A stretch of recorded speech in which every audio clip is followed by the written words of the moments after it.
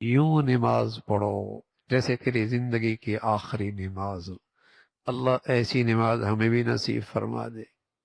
میرے عزیزو، اس کا مشق کرنی ہوگی نا، تھوڑا اہتمام کرنا ہوگا۔ دیکھو نا، جس چیز کا اہتمام کیا تو اس کا معیار بدل گیا نا۔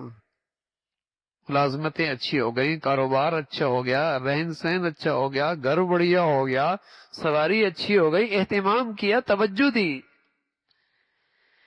میں اپنی نماز پہ توجہ دوں، میری نماز بڑھیا ہو جائے۔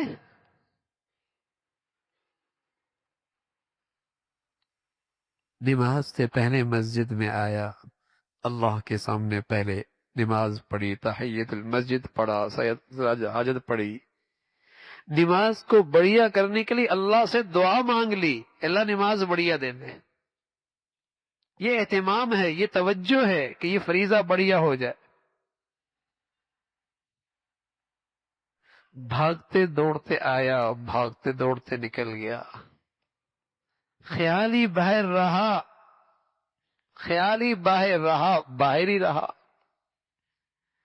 تو میرے عزیزو، اس پہ توجہ ہو کہ میری نماز بڑھیا ہو جائے، نماز سے پہلے آ جائے، تھوڑی دیر، 5 منٹ، 10 منٹ، 15 منٹ پہلے آ جائے۔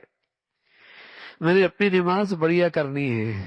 عجیب بات ہے، اللہ کے نبی سمٹ سمٹ کر ہزاروں باتوں میں سے اسے نصیحت کر رہے نماز، اور میرے پاس اس کے لیے 15 منٹ پہلے وقت نہیں،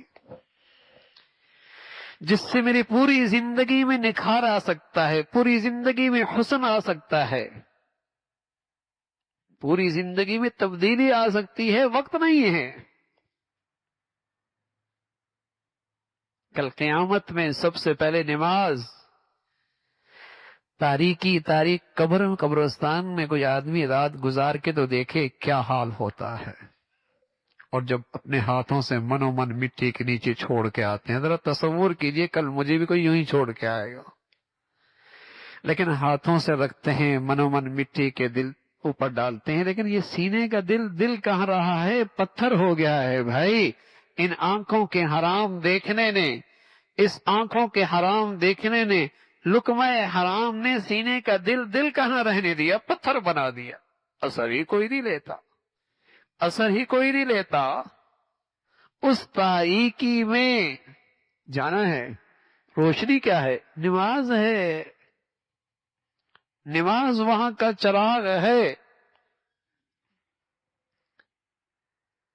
تو نماز بڑھیا، نماز بڑھیا۔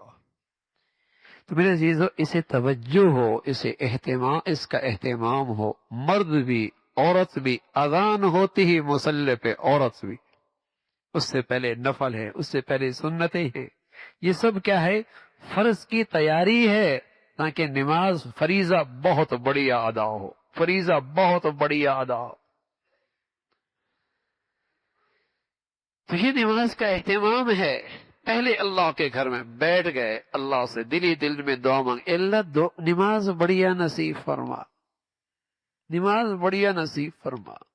اور پھر ذرا خیال ہو، اس نماز پہ اللہ کیا دیں گے، میں نماز پڑھ رہا ہوں، اس پہ اللہ کیا دیں گے، اس سے میری زندگی کے گناہ جو میرے لیے بہت مشکل ہو رہی ہیں، مجھے ان سے نجات مل جائے گی۔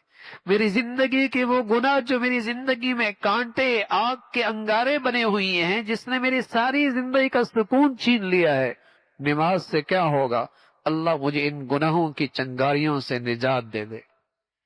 کچھ اس رخ سے نماز پڑھیے تو صحیح، پھر دیکھیے اس نماز کی برکت سے کیسے گناہ چھوٹتے ہیں، کیسی ہمت اور حوصلہ ہوتا ہے کہ میں نماز کیوں پڑھ رہا ہوں، اپنے اللہ کو راضی کرنے کے لیے۔ کیا ملے گا، میری زندگی اللہ کی رضا والی بن جائے گی، میری زندگی سے گناہ کے کانٹے، آگ کے انگاروں کی تپش نکل جائے گی۔